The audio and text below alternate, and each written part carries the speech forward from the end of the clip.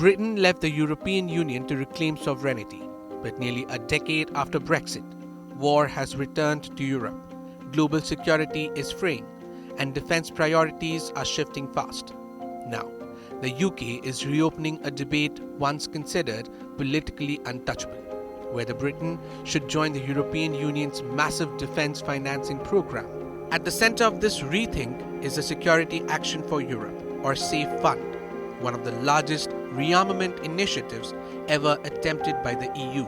So why is London reconsidering, and what has changed? Europe today faces its most dangerous security environment since the Cold War.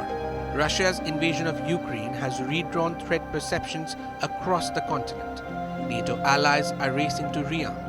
US security guarantees, once taken for granted, now come with growing uncertainty.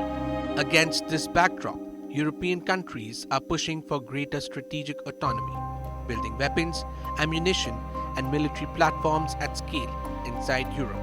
The SAFE Fund is central to this effort, designed to finance joint military procurement and defense industrial projects.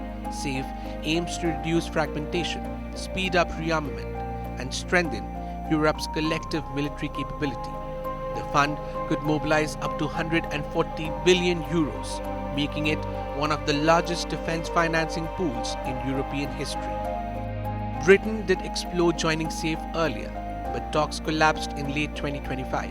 The hurdles were significant: disagreements over financial contributions, limited decision-making rights for non-EU members, and most controversially, a high entry price, strongly backed by France. These issues effectively shut UK defence firms out of a funding system that could shape Europe's military supply chains for decades. Post-Brexit, politics made compromise difficult and negotiations stalled. Now, under Prime Minister Keir Starmer, the tone has already changed. During an overseas visit this week, Starmer openly acknowledged that Europe, including Britain, must do more on defence. He said cooperation now requires examining schemes like SAFE to see whether there is a way Britain can work more closely with Europe. This marks one of the strongest signals yet that this new government is willing to revisit defence mechanisms once seen as off-limits. Crucially, Starmer is framing the debate not around rejoining EU institutions, but around military capability, industrial resilience, and shared security threats. There are two major incentives for the UK to join it now. First, security.